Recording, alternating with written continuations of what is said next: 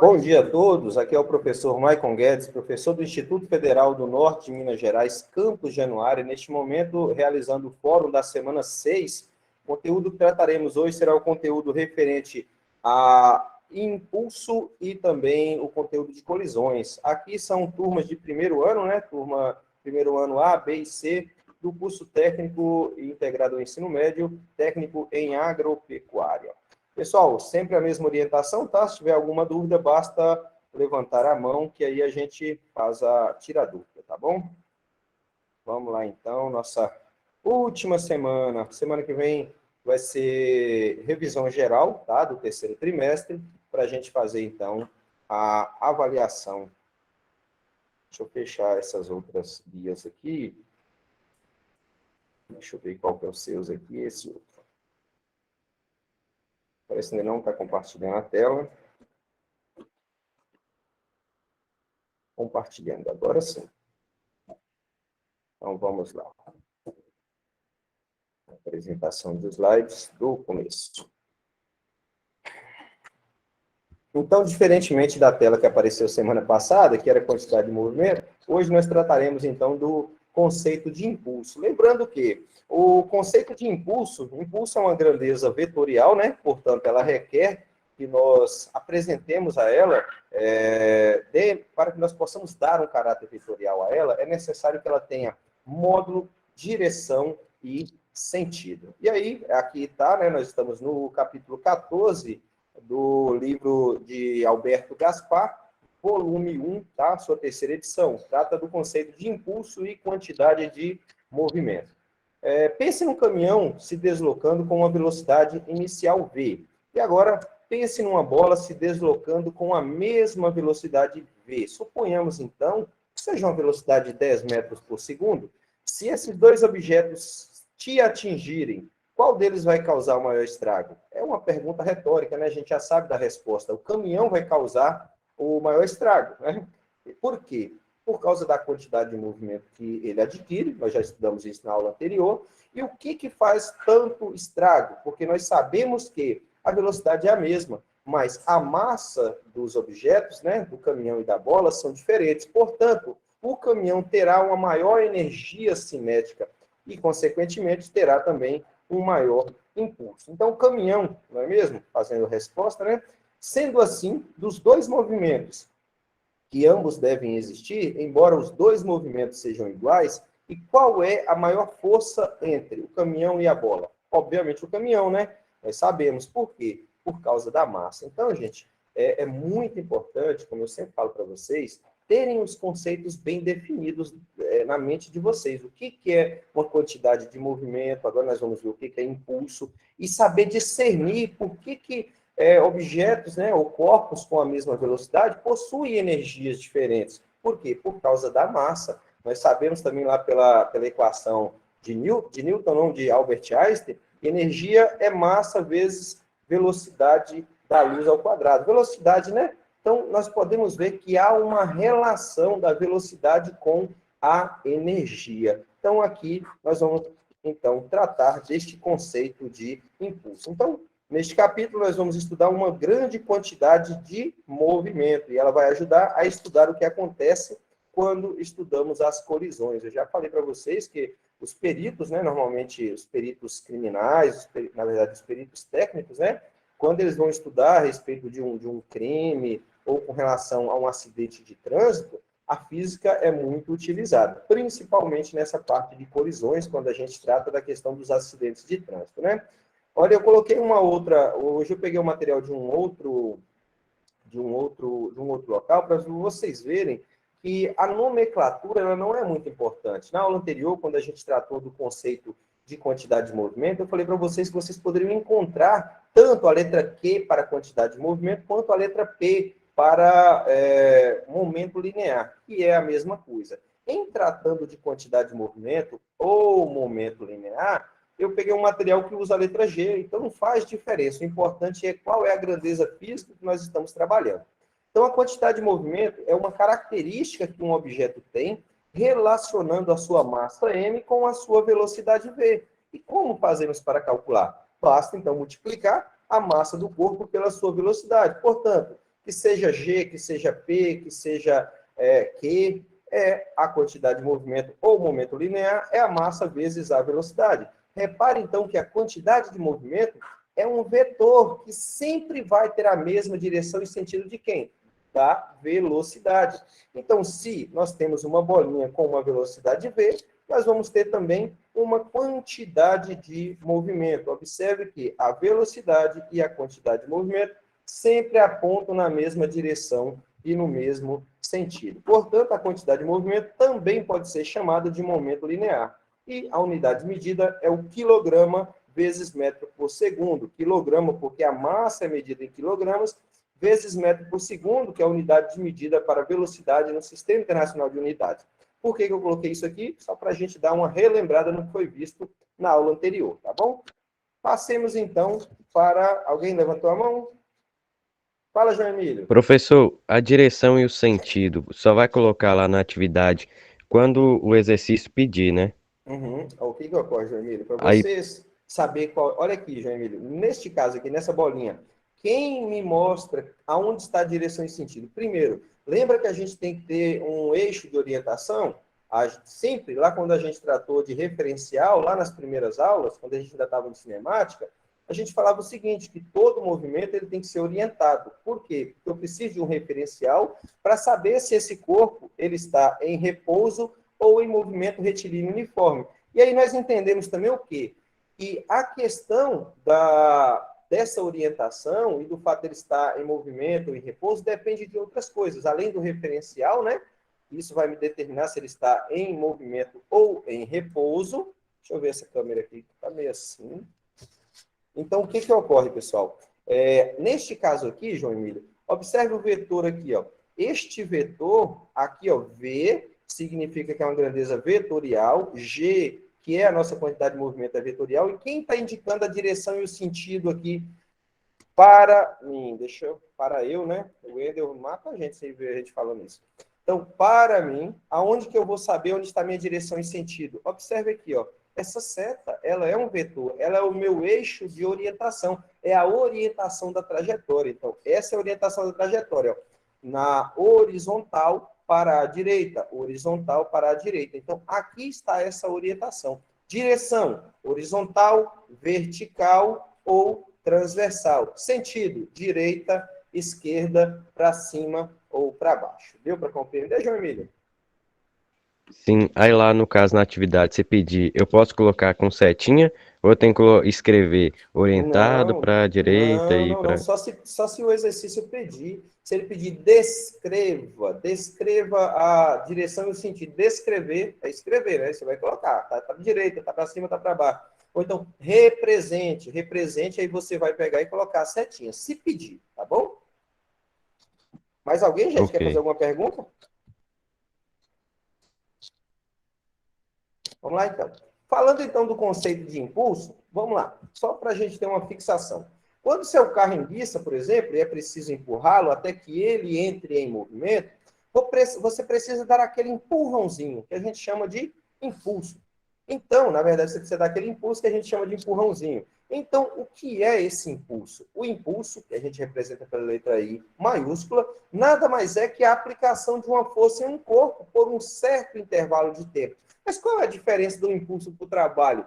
Porque o trabalho é força vezes deslocamento. O impulso é força vezes o intervalo de tempo.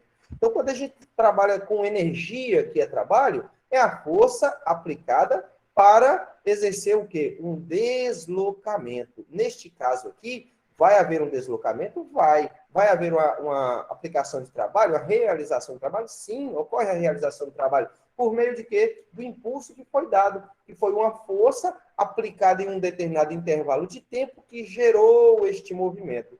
E aí, movimento, deslocamento. Portanto, trabalho, certo? Então, isso é o nosso impulso. Então, mas como faço para calcular o impulso? É só multiplicar a força pelo intervalo de sua aplicação? Sim. Impulso é uma grandeza vetorial, olha aqui, ó, vetorial, que é igual a força aplicada vezes o intervalo de tempo. Então, o impulso é uma grandeza vetorial, precisa de módulo, direção e sentido. E a força também é vetorial, precisa de módulo, direção e sentido. O tempo, nós sabemos que é uma grandeza escalar, não há necessidade de você orientar o tempo. Por quê? Ele só tem intensidade, um número acompanhado de unidade medida. Então, note que o impulso também é um vetor, que sempre tem a mesma direção e sentido da força. Quando a gente falou de quantidade de movimento, ela tinha a mesma direção e sentido da velocidade. Agora, falando de impulso, ela tem a mesma direção e sentido da força, tá bom? Então, vamos imaginar, então, uma bolinha sob a ação de uma força F em um intervalo de tempo ΔT. Aqui está a nossa bolinha. Foi aplicada uma força F. Em qual direção? Horizontal. Em qual sentido? Para a direita, tá bom? Como ficaria o nosso impulso para este caso? Olha aqui, ó. O impulso, então, seria a força aplicada vezes um determinado intervalo de tempo. Deixa eu ver o que aconteceu aqui. Acho que eu cortei. Mas tem nada não. Então, vamos lá. Eu cortei, ficou faltando aqui o ΔT, mas vocês sabem, né? Impulso é força vezes a variação do tempo, que é o que nós chamamos de intervalo de tempo. Vamos fazer uma primeira aplicaçãozinha. Diz o seguinte, primeiramente, suponha que um jogador de futebol chuta uma bola, aplicando sobre ela uma força de intensidade igual a 1.200 newtons. Sabendo que o contato entre o pé do jogador e da bola durou 1 segundo, qual foi o impulso? Aí agora nós vamos fazer o seguinte, João Emílio, para ficar mais fácil vocês compreenderem, nós temos aqui a intensidade. A minha canetinha ainda não arrumei minha canetinha.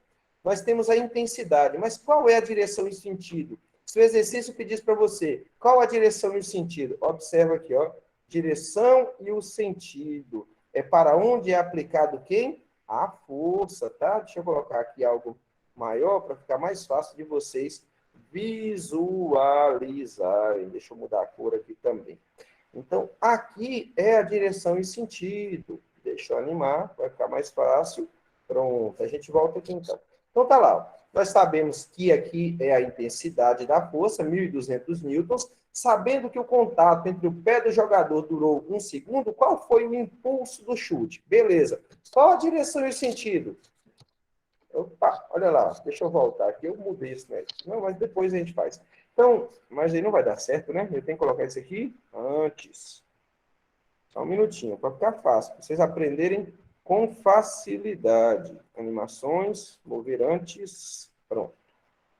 Aí agora nós vamos visualizar. Vamos lá, danadinho. Então tá aqui, ó. Direção e sentido. Olha lá. Eu posso dizer que é horizontal e que é vertical? Não, ele é transversal. Então, quando você não sabe representar por palavras, né?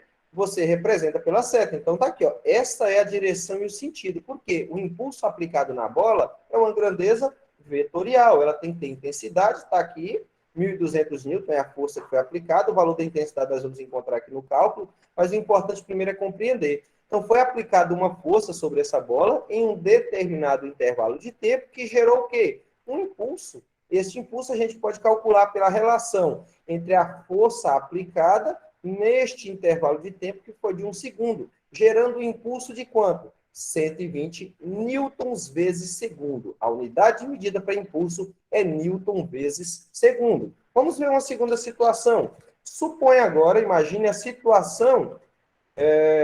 agora, imagine a mesma situação, porém, suponha que dessa vez o contato entre o pé do jogador e a bola durou 0,2 segundos. Nesse caso, qual é o impulso do chute? Vou dar um Ctrl+C, Ctrl+V aqui, para quê? Para a gente poder perceber que o impulso é uma grandeza vetorial, e observe aqui a nova direção e sentido. Então, aqui vai ser o 4. Beleza? Vamos lá observar então isso aqui. Então, nós já vimos o primeiro exemplo, e agora, neste caso, observa a direção e o sentido. O primeiro exemplo é igual ao segundo, com relação à notação vetorial, pessoal. O vetor é o mesmo? Só sim ou não?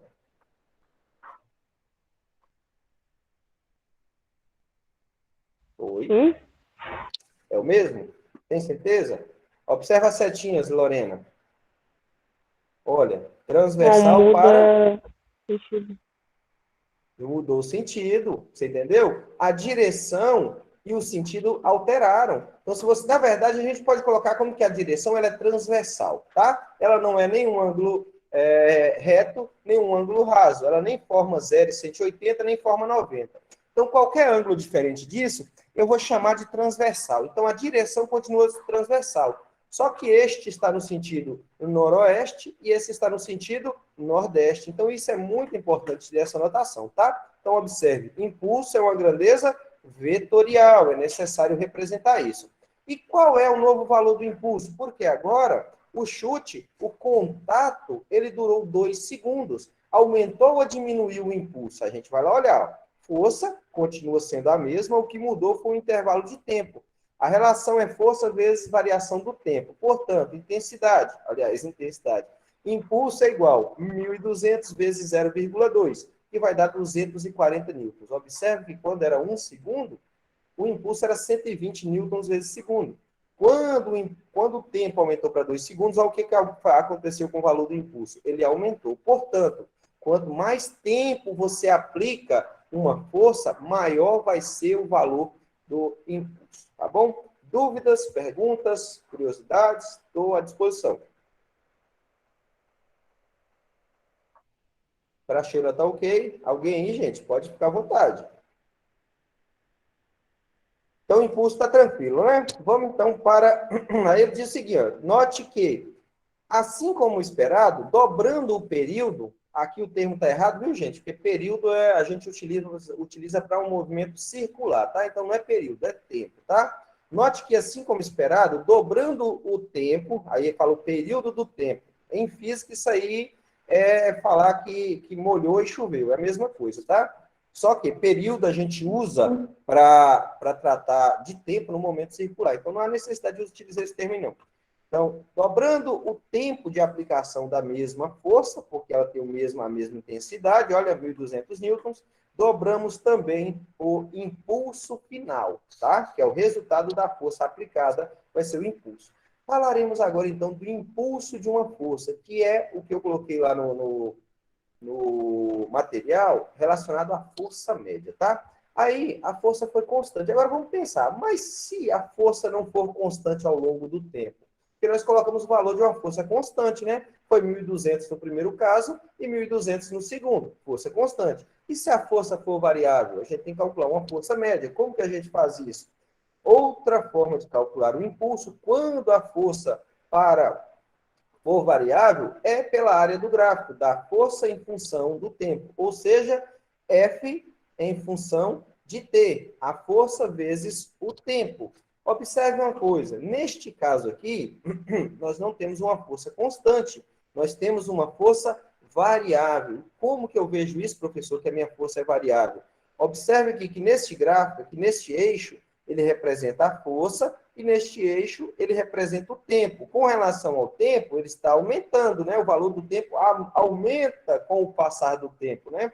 Portanto, nós temos um intervalo de tempo. E a força? Observe que se aqui fosse, hipoteticamente, um valor de 10 newtons, e aqui fosse 30 newtons, houve o que, então? Uma variação da força. Então, a força não é constante, é uma força variável, porque ela aumentou. Como que eu calculo o impulso de uma força variável? E neste caso aqui, a força é constante. Imagina que o valor que seja 10, no final também vai ser 10. Então, aqui nós temos exemplo de uma força variável e aqui o exemplo de uma força constante. Ambas as forças, seja ela variável, seja ela constante, nós podemos usar um outro recurso para calcular. Qual é? Calcular a área abaixo da curva, tá?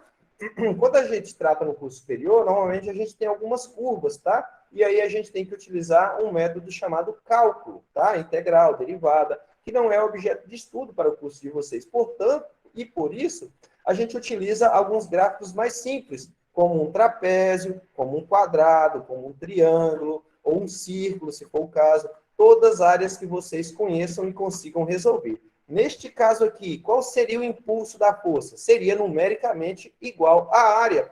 Aqui, trapézio, base vezes base maior, base menor, vezes altura dividido por 2. E aqui é um quadrado, base vezes altura. Então, sempre vai ser dessa forma.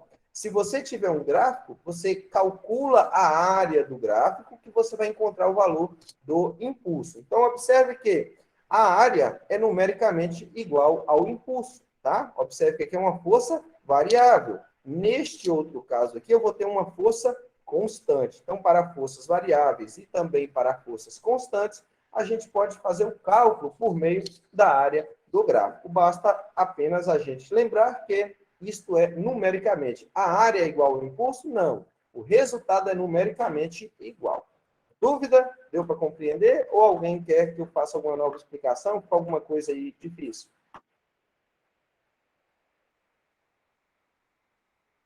Tranquilo? Vamos lá, então. O tempo voou, a aula começou ainda agora. Já tem meia hora? Não acredito. 10h30, não, começou 11. 11h30. Então, vamos lá, gente. Ó, vamos fazer um exemplo, então, com relação a isso. Agora, você já sabe resolver problemas de impulso utilizando a fórmula. No entanto, alguns vestibulares podem ir além e te pedir para calcular essa grandeza através de gráficos de força em função do tempo. Para isso, lembre-se, o valor do impulso I sempre será equivalente à área formada neste tipo de gráfico. Em geral, trabalhamos com forças constantes. Se é força constante, você só vai lá e utiliza a equação. Impulso é igual a forças vezes um intervalo de tempo. Ou seja, essas forças constantes são forças que não variam durante a sua aplicação. Nestes casos, a área do gráfico será sempre um triângulo. Por exemplo, o gráfico abaixo representa a aplicação de uma força de 20 newtons em um intervalo de tempo de 30 segundos. Observe que o nosso gráfico é uma força constante. Eu poderia apenas vir e colocar I é igual a F vezes T. F sendo 30 e T sendo 3. 30, aliás, 20 vezes 3 daria 60. Mas eu posso calcular a área aqui também. Qual é a área? Base vezes altura. A minha base é 3, a altura é 20. O resultado seria o mesmo. Por isso que a gente fala que o impulso é numericamente igual. Por que que é só numericamente? Porque são grandezas distintas. Impulso mede o intervalo de tempo que uma força é aplicada. O trabalho mede o quê? A força que causa um deslocamento. Trabalho é energia, impulso não é energia, tá bom? Como que eu vou fazer? Olha, impulso é igual, numericamente, à área. Quem é a área? A área do quadrado, né? Base vezes altura, ou de um quadrado ou de um retângulo, a equação é a mesma, tá? A fórmula. Então, I, a base vale 3, que é o nosso tempo, e a altura vale 20, portanto, nosso impulso é igual a 60. Olha para você ver como é que são as coisas. Vocês sabem, eu já falei para vocês. Isso aqui, para eu, tá? Para deixar o Wendel feliz, para eu está incorreto, meio incorreto. Por quê? Se não tiver a unidade de medida, isso aqui não representa nada, tá? As coisas são feitas assim de maneira pensadas para mostrar para vocês. Então, aqui, o que eu estou calculando aqui? É um impulso? É uma intensidade de alguma coisa? O que que é? Eu não sei. Por quê, gente? Não tem unidade de medida. I é igual a 60. E o quê? Você está entendendo? Então, é a unidade de medida que vai me dizer o que que é, qual é a grandeza que eu estou trabalhando. Agora, vocês vejam por que que quando, na hora que vocês resolvem as coisas, esquecem a unidade de medida, a gente cobra, eu pelo menos cobro, justamente por conta disso. Vocês viram que a grandeza, quantidade de movimento, em algum livro, ele usa P para momento linear, ele usa Q para quantidade de movimento, tem alguns livros que usam G, e por aí vai. Então, se eu posso representar essa grandeza por algumas letras, seja ela qual for, desde que eu especifique, a única maneira de eu realmente saber se é do que eu estou tratando é aquela grandeza é por meio de quê? Da unidade de medida. Neste caso aqui específico, por que que eles não colocaram aqui? Porque está colocando que o impulso é numericamente igual à área. Então, se é numericamente igual, eles são numericamente iguais a quanto? 60. 60 o quê? Agora eu vou distinguir se a minha área é 60 metros quadrados ou se é o impulso, que é 60 newtons vezes segundo, tá bom? Aí, ó, diz o seguinte: no entanto, existem também exercícios que cobram o cálculo de impulsos realizados por forças que variam durante a sua aplicação. De qualquer forma, sempre podemos calcular a área formada pelo gráfico para encontrar o valor do impulso. Por exemplo, No gráfico abaixo, uma força variou, olha lá, de 0 até 40, ou seja, não havia força nenhuma, e foi aplicada uma força que foi aumentando até atingir um valor máximo de 40. Ao longo de quanto? De 3 segundos. Qual é o tempo inicial? 0. Qual é o tempo final? 3, tá bom? E aí, forma-se um triângulo, conforme está aqui na imagem. Portanto, você pode observar que tudo que está no enunciado, ele também está dito aqui na imagem. Observe que, no instante 0, a força era 0. E ela foi aumentando. Provavelmente, aqui no instante 1,5, a força era 20. Por quê? Eu vejo uma reta crescente constante. Então, no intervalo de 1,5 segundos, a força era 20. Quando chegou a 30, aliás, a 3 segundos, eu tenho que a força é 40. 40 é o quê? Olha aqui, ó, 40 newtons. O tempo, 3 segundos. E aí, quando eu volto aqui no outro exercício, que não me deu a unidade de medida, mas eu observo que a força está em newtons, o tempo está em segundos. Portanto, qual é a unidade de medida para impulso? Newton vezes segundo, tá bom? Fazendo o cálculo aqui agora, a área da base, a área do triângulo, ó, base vezes altura dividido por 2. A base é 3, a altura é 40, tudo isso dividido por 2. Então, 3 vezes 40 dá 120, dividido por 2 vai dar 60. 60 é o quê? Newton vezes segundo. Dúvida com relação à resolução, gente? Ou algum comentário?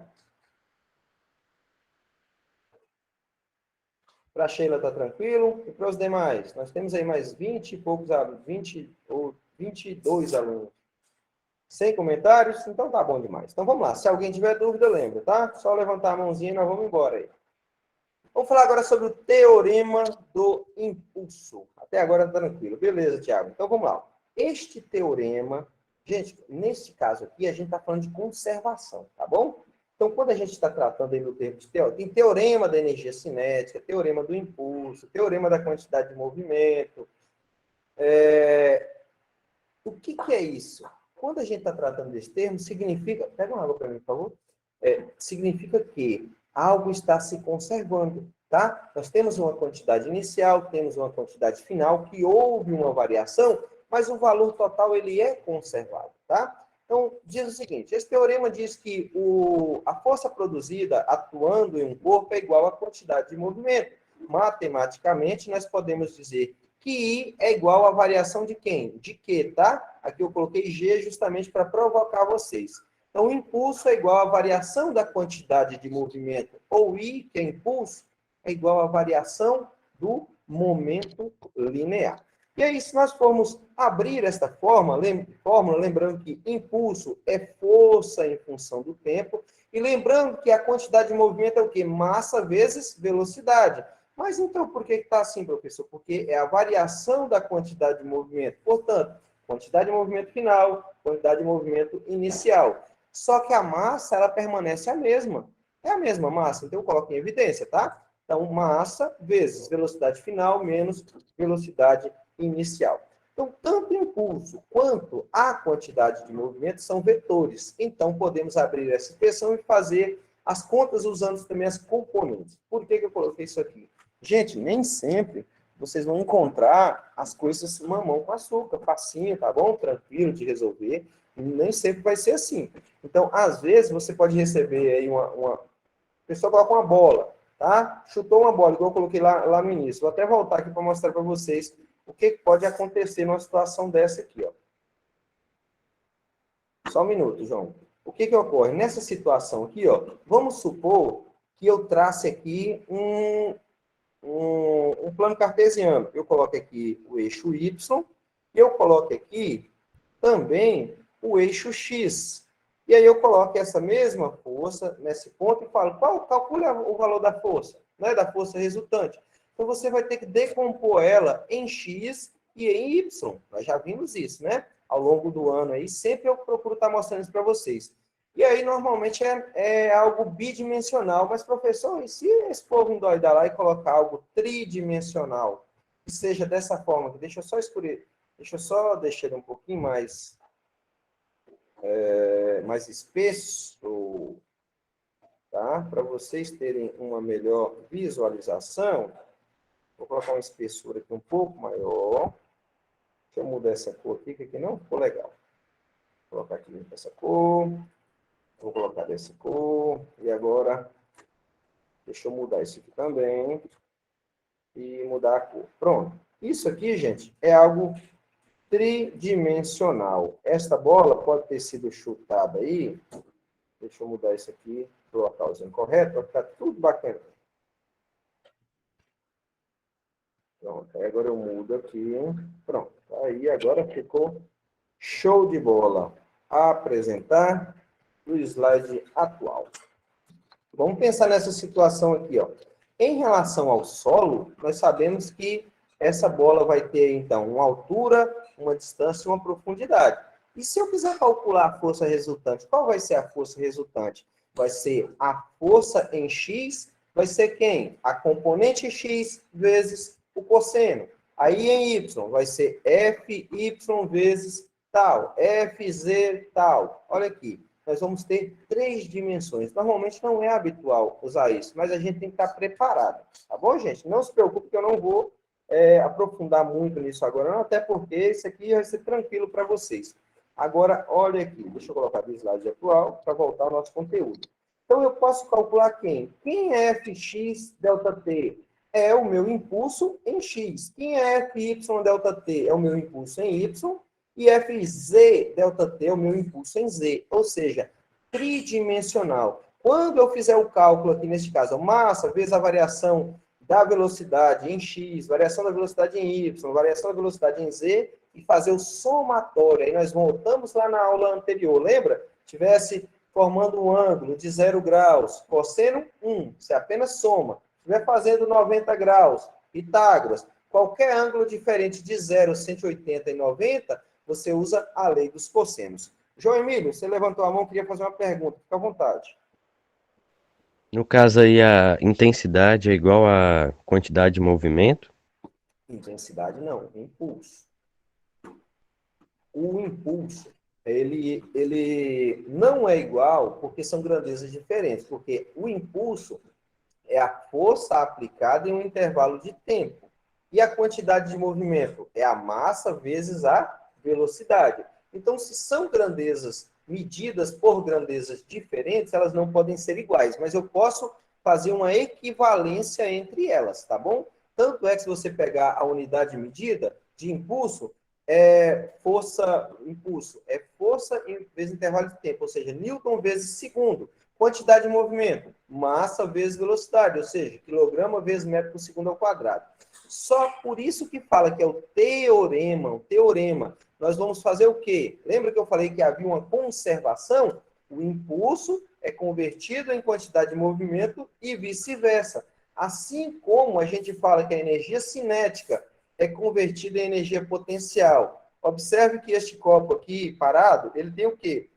Energia potencial gravitacional. É energia? Sim. Aí, quando ele entra em movimento, ele passa a ter o quê? Energia cinética. É a mesma coisa? Não. Eles são energia, mas não são a mesma coisa. A mesma coisa é o mesmo fato que nós estamos lidando agora, falando de impulso e de quantidade de movimento, tá? Uma coisa vai ser convertida em outra. Por isso que a gente está tratando de um teorema, ou seja, uma coisa vai ser convertida em outra. Que coisa é essa? Impulso convertido em quantidade de movimento. Anteriormente, na aula anterior, nós falamos que a energia potencial poderia ser convertida em energia cinética. Por isso que a gente falou do teorema trabalho-energia. E aí, às vezes, a gente faz isso de maneira separada. Trabalho-energia cinética, trabalho-energia potencial. Seja ela potencial elástica ou potencial gravitacional. Deu para compreender, João Emílio? Sim. Mais alguém, gente? Tem alguma dúvida, algum comentário a fazer?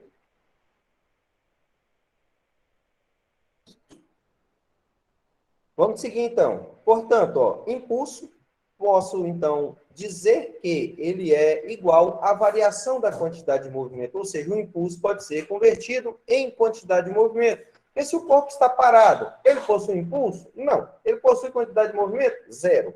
Então, quando eu aplico um impulso a um corpo, ele adquire o quê? Quantidade de movimento. O que é o impulso? Olha aqui, ó, para vocês verem tudo. Olha, O impulso sendo aplicado, olha, o impulso é uma força em um determinado intervalo de tempo. Agora, o intervalo de tempo pode aumentar, ou pode ser devagar, tá bom? Isso é o impulso. O meu impulso gerou o quê? Quantidade de movimento, olha. Velocidade. Minha câmera parece que parou de falhar. Então, vamos de novo, ó. Eu vou aplicar um impulso que vai gerar quantidade de movimento. Olha, impulso, força em um intervalo de tempo. Depois, quantidade de movimento vai ser o quê? A massa que vai adquirir velocidade. Imagino que só se desenhar. Aqui ficou bem claro, né? A diferença de impulso e de quantidade de movimento. Impulso, força aplicada em intervalo de tempo. Quantidade de movimento é a massa que adquire uma velocidade, tá bom? E aí nós temos o teorema do impulso, que é o quê? O nosso impulso vai ser uma quantidade de movimento inicial, massa, velocidade aqui, zero. Depois, massa, velocidade, tá bom? Então, a quantidade final é a velocidade vezes a massa. Quantidade inicial, velocidade vezes a massa. Qual a diferença? Velocidade inicial, velocidade final. A massa permanece a mesma, por isso que a gente coloca em evidência. Vamos fazer aqui, então... Ah, não, ainda tem aqui, ó. Aí ele fala o seguinte, voltando ao exemplo inicial, quando o nosso caminhão bater em um objeto, a sua velocidade diminui e, consequentemente, a sua quantidade de movimento também diminui. Assim, a quantidade de movimento final será menor que a inicial. Então, logo vamos ter uma evolução do movimento, não nula na sua... Estou faltando alguma coisa aqui, tá? Se o tempo de duração do impacto, ou seja, da colisão, quanto vale a força do impacto, não for... Se o tempo de duração do impacto for menor que o valor da força, nossa, isso aqui ficou bem complicado. Se o tempo de duração do impacto, quanto vale a força do impacto, não foi aplicado. Está faltando alguma coisa. Quanto vale a força do impacto, que é o nosso impulso, tá bom? Então, força é quem? A variação da quantidade de movimento em função do tempo. Professor, eu não vi essa fórmula ainda. Viu sim. Ela é força vezes tempo. Quem é? Olha aqui quem é força vezes tempo. Olha aqui, ó. Força vezes tempo é o impulso. Impulso é igual a quê? Quantidade de movimento. A única coisa que ele fez foi igualar o impulso à quantidade de movimento. Impulso, força vezes tempo. Somente isso. Tá bom, gente? E ele diz o seguinte, mais um motivo para você perceber que se um caminhão te atingir, é um pouco mais perigoso do que uma bola. Por causa de quê? Porque ele vai adquirir um impulso maior. Vai adquirir uma quantidade de movimento maior. Tá bom? Então, nós temos aí um veículo que parte de uma velocidade inicial, chega a uma velocidade final V, e aí nós vamos ter, então, a equação ou teorema do impulso. Quantidade de movimento final menos quantidade de movimento inicial. QF, quantidade de movimento final, Q0, quantidade de movimento inicial. Pode vir Q0, pode vir QI, e por aí vai, tá bom? Dúvida com relação à teoria, com relação ao teorema, com relação ao impulso, quantidade de movimento, força média? Fique à vontade.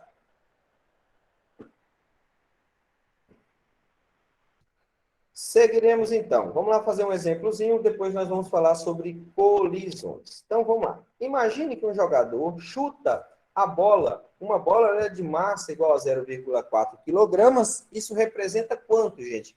40 gramas, né? 400 gramas, perdão. Em direção ao gol. Olha aqui, ó, vetor. Qual é a direção? Ao gol. Para onde que você... Depende de onde você está. Se você está na direita, sentido, direção vertical, sentido noroeste. Se você está na lateral esquerda, direção horizontal, porque não dá para jogar a bola caminhando para cima, né? Só na horizontal. Na horizontal, sentido nordeste. Tá bom? E aí ele diz o seguinte, porém, a velocidade 45 metros por segundo. Porém, para sua infelicidade, o goleiro consegue segurá-la. Neste exemplo, qual é o impulso realizado pelo goleiro para parar a bola? Então, tá lá. Quais são os dados? Lembrando, primeira coisa, observar se as grandezas estão com as unidades de medidas respectivas ao sistema internacional. Olha, massa, quilogramas, velocidade, metros por segundo. Pronto, fechou. Então, vamos lá. O impulso, nós estamos calculando o teorema, vai ser a quantidade final menos a quantidade inicial. A massa é a mesma, que é 0,4, eu vou colocar aqui em evidência. Velocidade final, gente, Se o goleiro agarrou a bola e ele caiu com ela, parou. Qual a velocidade final? 0. Qual é a velocidade inicial? 45. Basta substituir na equação. Então, massa 0,4, velocidade final 0, velocidade inicial 45. 0 menos 45 vai dar quanto? Menos 45. Observe a questão do resultado, tá? Então, 0,4 vezes menos 45 vai dar menos 18 quilograma vezes metros por segundo. Tá, mas por que o valor do impulso ficou negativo? Isso ocorre, pois, para parar a bola, o goleiro teve que o quê? Exercer o impulso no sentido contrário ao da velocidade. Lembra que o impulso tem sempre a mesma direção e sentido da velocidade? Sim, mas o impulso de quem? Da bola. Foi ela que recebeu o impulso inicial, né? E aí nós estamos fazendo um movimento contrário para parar a bola. Lembra? Terceira lei de Newton. Mesma direção, porém sentido contrário. O mesmo impulso que a bola recebeu do pé do jogador, esse mesmo impulso vai ser aplicado lá na luva do goleiro. Então, o que ele tem que fazer? Aplicar uma força no sentido contrário. Neste caso, vai gerar o quê? Um impulso no sentido contrário. E aonde que eu enxergo isso na equação? Aqui, ó, no sinalzinho negativo, tá bom? Dúvida aí, pessoal, com relação ao exercício?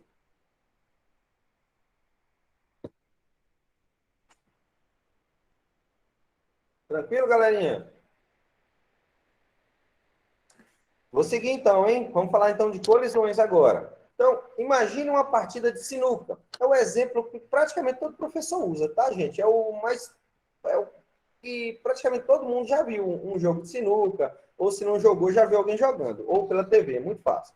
Então, imagine uma partida de sinuca na qual uma bola é atirada contra as outras bolas, gerando colisões. Nessas colisões podem ocorrer diversas situações, como, por exemplo, uma bola uma bola para e outra segue em movimento. Uma bola segue atrás e uma outra bola segue adiante.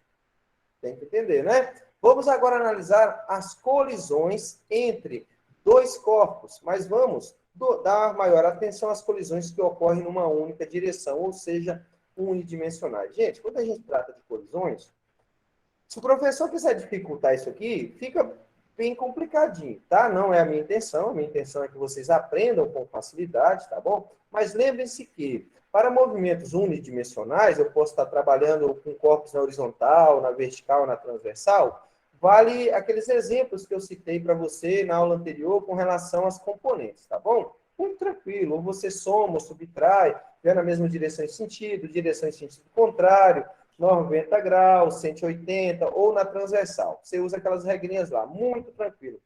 Mas, dependendo da situação aqui, pode ficar bem complicado. Imagina uma bola colidindo com as outras 14, cada uma formando um ângulo diferente, indo para um lugar diferente. Para fazer o cálculo disso aí tudo, você gasta tempo. Não é difícil? Não é tão difícil.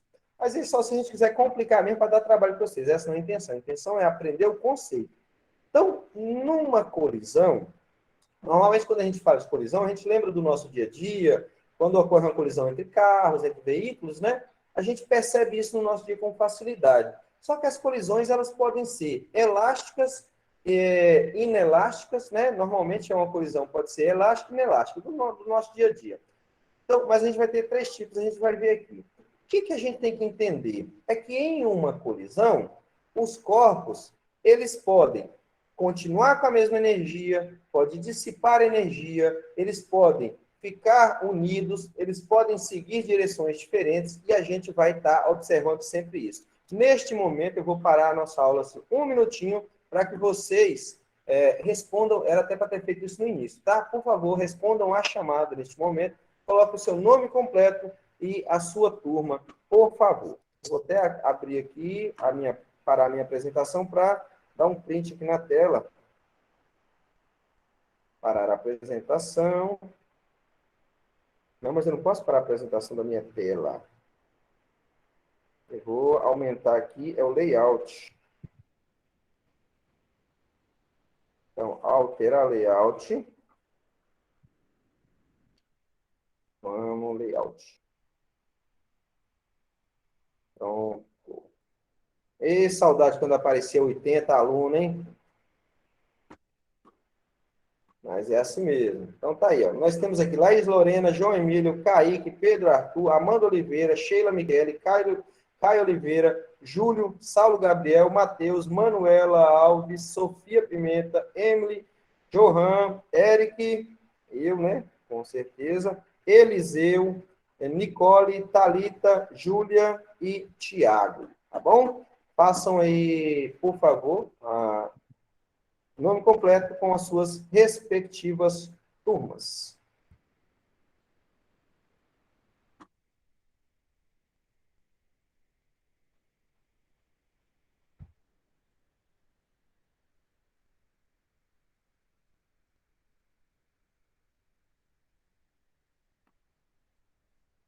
Ele já está compartilhando? Ainda não, né, pessoal? Parece que ainda não está compartilhando a tela. Então, print scan aqui. Pronto. Deixa eu ver aqui o que aconteceu com o compartilhamento. Está lento.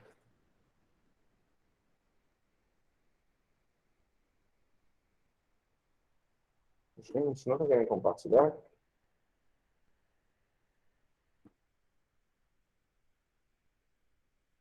Vou atualizar aqui.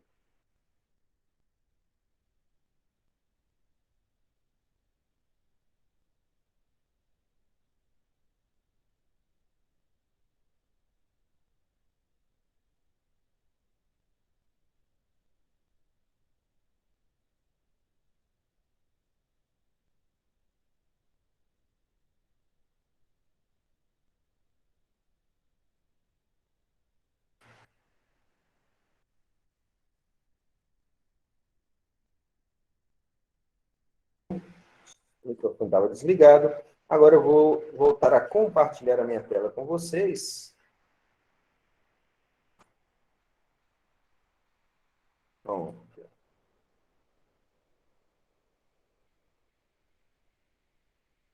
um minutinho, vai compartilhar aí, viu, pessoal?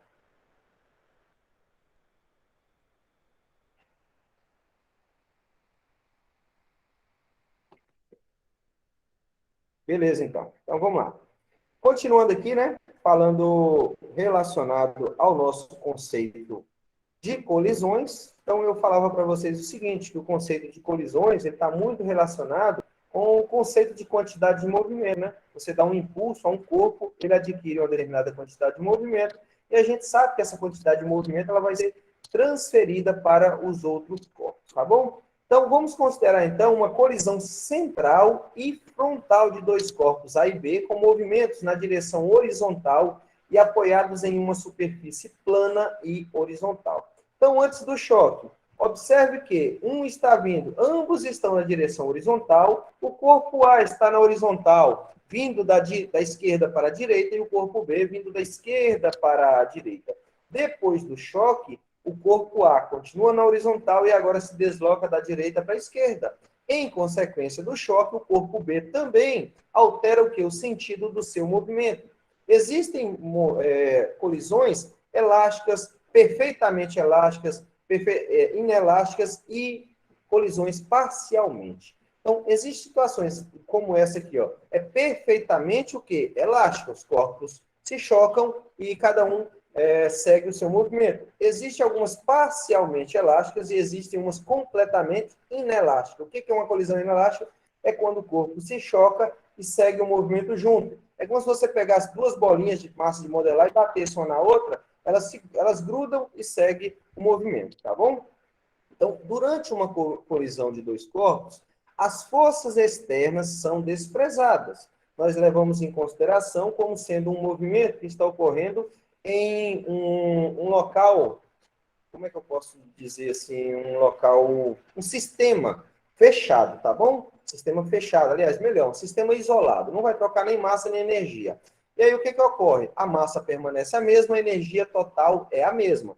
Então nós temos o quê? Conservação de energia, conservação da quantidade de movimento. E aí nós vamos ver que para cada tipo de colisão, em algumas colisões a energia é conservada, em outras a energia é dissipada, tá? E a gente vai entender isso aí melhor.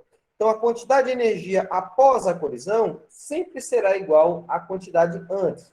Lembrando que, em um sistema isolado, Qual é a quantidade antes? É a massa do corpo A vezes a velocidade do corpo A, mais a massa do corpo B vezes a velocidade do corpo B. E é igual a esta mesma situação antes, tá bom? Então, MAVA mais MBVB é igual a MA' mais VA' mais MB' mais MBV'. Nossa, quanta coisa, né? Então, observe as velocidades devem ser colocadas na equação, dada com seus respectivos sinais. Por quê? Pode estar indo para a direita e pode estar indo para a esquerda. No nosso exemplo, se a orientação da trajetória for para a direita, a velocidade de A será positiva, a velocidade de B será negativa e, portanto, a velocidade VB' será positiva e VA' será negativa. Portanto, o que vocês vão observar? Lembra do que eu estava falando no começo da aula com o João Emílio? Você tem que observar a orientação da trajetória. Qual é a orientação da trajetória? Se for a orientação no sentido do plano cartesiano, tudo que estiver na mesma direção e sentido da orientação é positivo. O que estiver vindo no sentido contrário será negativo, tá bom? Muito importante levar em consideração isso aí, tá? E aí, antes da gente falar também dos tipos de colisão, nós vamos falar do coeficiente de restituição. O que vem a ser este coeficiente de restituição? Nós sabemos que durante um choque, o corpo pode restituir parte da energia ou não, tá bom? Então, vamos entender isso aqui, ó. Antes do choque ou colisão, os corpos A e B se aproximam com velocidade de aproximação. Então, a velocidade de aproximação vai ser VA positivo, porque está na mesma direção e sentido do movimento, menos VB, que está vindo na direção e sentido contrário. Esta velocidade de aproximação, gente, a gente tem que levar em consideração que a gente estudou lá no primeiro bimestre, no primeiro trimestre, tá? Quando a gente falava de velocidade relativa. Lembra que os corpos estão na mesma direção e sentido ou na direção e sentido contrário? Ah, professor, mas se um corpo está na mesma direção e sentido contrário, eles nunca vão se chocar. Vão sim, se o corpo da frente. Imagina aqui, ó, na mesma estrada. Tem um caminhão na sua frente, 80 km por hora. Você vem numa Pajero a 100 km por hora. Mesma direção e sentido. Você vai chocar contra o caminhão? Sim, vai se chocar. Agora, se a velocidade for menor, obviamente não, né? Então, lembrem de levar em consideração a velocidade relativa. Aqui é a velocidade de aproximação, gente. É quando está chegando próximo. Mas eles podem vir a se chocar? Podem ou não podem, tá? Se é colisão, obviamente eles vão se chocar, né, gente? Então, vamos lá. Após o choque, os corpos A e B se afastam com velocidade de afastamento. Olha o que aconteceu. O sinal da velocidade do corpo B, ele mudou. E por que mudou? Porque ele está no sentido contrário. Houve o choque, ele inverteu o sentido do seu movimento. Assim também ocorreu com o corpo A, tá bom? O coeficiente de restituição e de um choque é definido pela razão entre essas duas velocidades. A velocidade de afastamento e a velocidade de aproximação. Então, você vai lá e faz o cálculo, tá? Velocidade de afastamento sobre velocidade de aproximação. Portanto, coeficiente de restituição relaciona a velocidade de afastamento e a velocidade de aproximação entre os corpos participantes de um choque mecânico. O que é um choque mecânico? É uma colisão. Lembra lá? Energia mecânica, energia cinética, energia potencial, seja potencial gravitacional ou elástica. Porque quando a gente fala de energia, gente, normalmente a gente leva em consideração somente nesse caso aqui a elástica, né? E nem sempre. Tanto é que a gente vai ver que tem esse coeficiente de restituição para quando a gente solta uma bola e ela choca no chão e fica quicando, tá bom? Então, olha aqui, ó. V1, bolinha 1, V2. Aqui, aproximação. Aqui é o intervalo de choque. E aqui, afastamento. O coeficiente de restituição vai ser, então, a velocidade de afastamento sobre a velocidade de aproximação. Como que eu vou fazer esse sinalzinho aqui embaixo? Vai depender, tá? Cada caso é um caso. Neste caso aqui, ó, a velocidade final, né? Afastamento, V2 menos V1 de afastamento sobre V1 menos V2. E se for no movimento vertical, o meu coeficiente de restituição vai ser a raiz de quem? Olha aqui, ó. H minúsculo, H maiúsculo. Se um corpo for abandonado de uma altura H e após o choque com o chão, o corpo atingir uma altura H minúsculo, o que é isso? altura maior sobre altura menor, tá bom? Então, aqui estão as duas equações para que você possa fazer este cálculo. Portanto, o módulo da velocidade de afastamento deve ser menor ou, no máximo, igual ao módulo da velocidade de aproximação. Olha aqui, como a velocidade de afastamento apresenta um módulo menor ou igual ao módulo da velocidade de aproximação, a razão entre elas termina em um coeficiente de restituição compreendido entre 0 e 1. Outra coisa, o coeficiente de restituição tem unidade de medida? Não. Por quê? Porque é uma relação entre velocidades. Metros por segundo em cima, metros por segundo no denominador, você vai... a palavra correta é, você vai simplificá-los, né? Então, você não vai ter unidade de medida. E aí, os tipos de choque? Choque inelástico é o tipo de choque que ocorre quando, após a colisão, os corpos seguem juntos e com a mesma velocidade. Se é inelástico, gente, é porque eles grudaram, tá bom? Então, o choque pode ser inelástico, pode ser parcialmente elástico, é o tipo de choque que ocorre quando, após a colisão, os corpos seguem separados com velocidades diferentes, tendo o sistema uma perda de energia. É quando chega no semáforo, lá um carro bate no outro, tá? Cada um segue uma direção diferente, só que a massa, né? Então, ali é um choque parcialmente elástico. O inelástico é quando eles se chocam e um fica grudado no outro. E tem também o choque perfeitamente elástico. Não ocorre, então, vamos supor, o amasso, né? Como que a gente, onde é que vai enxergar isso? Duas bolas de bilhar, tá bom? Então, é o tipo de choque que ocorre quando, após a colisão, os corpos seguem separados com velocidades diferentes e o sistema não perde energia. Vamos fazer um exemplozinho para ficar de mais fácil compreensão. O exemplo diz o seguinte: um carrinho de massa M1 igual a 2 kg, olha, Sistema Internacional de Unidades, deslocando-se com velocidade V1, 6 metros por segundo, novamente, está no Sistema Internacional de Unidades, sobre um trilho horizontal. Olha aí, João Emílio, acho que já saiu da aula. Olha aí, qual a direção e sentido? Trilho horizontal, sem atrito. Colide com outro carrinho de massa M2, olha a massa, é o dobro, né? 4 kg, inicialmente em repouso. Então, observe, nós temos um vagão, né, um carrinho, com massa de 2 kg, velocidade de 6 metros por segundo. Lá na frente tem outro carrinho, com o dobro da massa, só que velocidade zero. O que vai acontecer com eles? Ele diz, após a colisão, os dois carrinhos se deslocam ligados. Se eles estão ligados, gente, eu pergunto para vocês, o exercício falou que eles se deslocam ligados. Se eles vão colidir e vão permanecer grudados, qual é o tipo de colisão? Elástica, inelástica ou parcialmente elástica? Pode responder no chat. Não vai aparecer sua resposta depois na gravação. E eu também não vou falar. Matheus respondeu, Júlia respondeu, Saulo respondeu. Quem mais? Vocês que responderam estão corretos. O tipo de colisão que vai ocorrer é uma colisão inelástica, porque os corpos permanecerão grudados, colados, tá bom? E aí ele pergunta, qual a perda de energia mecânica na colisão, tá? Lembrando que nem sempre a gente pode calcular isso também, tá?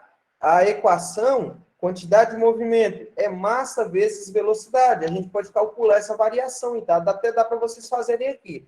Depende. Por quê? Olha aqui, ó. Qual a perda de energia? Se houve perda de energia, e eu sei que energia cinética, né? Porque você está falando de velocidade, energia cinética, massa, velocidade ao quadrado sobre 2. Se houve perda de energia, eu sei, eu tenho como calcular. Você vai pegar o conjunto. Olha para você ver como é que funciona aqui, ó. Eles permaneceram ligados. Qual o valor da massa? Do conjunto. A massa é 2... Olha para você ver como é que minha canetinha faz falta, né? A massa é 2 kg, de um e de outro 4. Portanto, a massa final é 6. A gente vai encontrar aqui, ó, a perda da energia. Quando a gente encontrar essa perda de energia, você vai fazer o seguinte, o valor da energia, você vai colocar ela na energia cinética. Você coloca o valor, a massa, você coloca o valor, que você tem que é 6, Aí você vai colocar velocidade ao quadrado sobre 2. Quando você calcular isso aí, você vai encontrar o valor da velocidade final, da velocidade que esses corpos vão adquirir após a colisão, tá?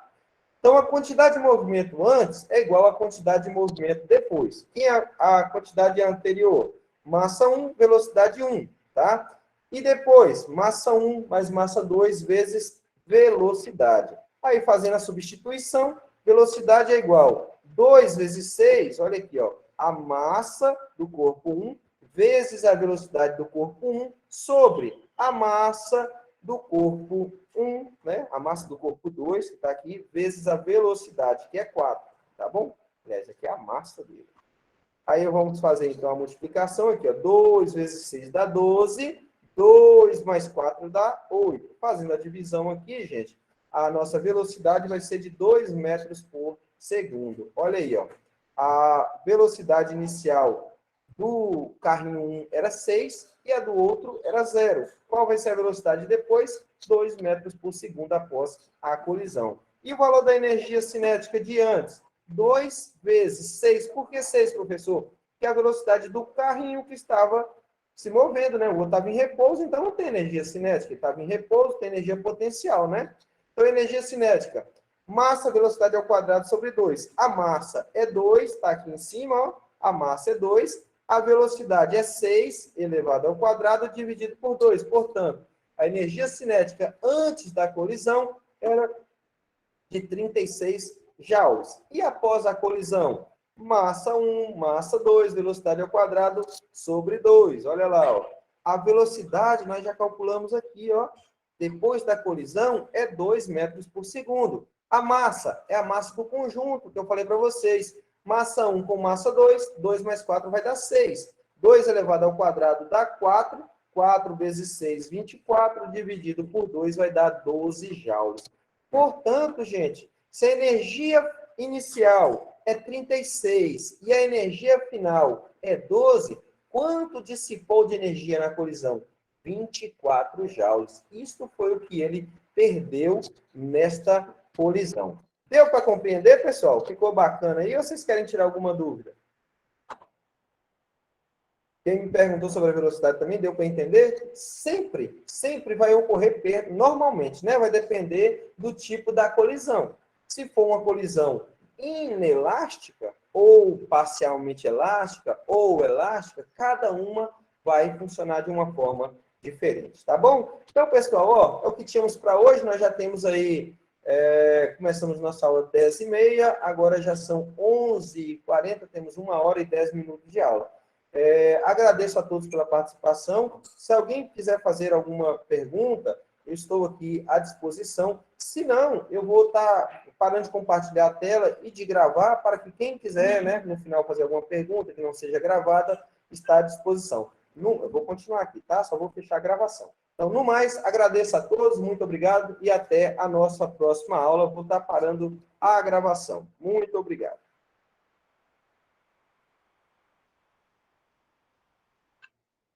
Parará a apresentação e vou parar também a gravação.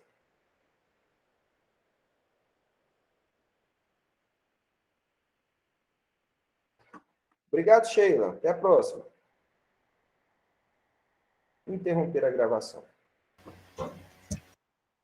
Prontinho, pessoal. A gravação está sendo encerrada. Se alguém quiser fazer alguma pergunta, eu estou aqui à disposição, tá?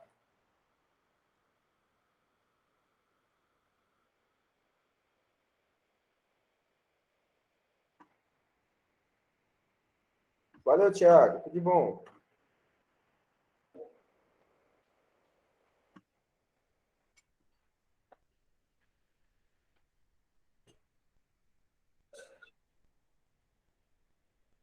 Thalita, até mais. Até a próxima aula. Aula de revisão. Semana que vem.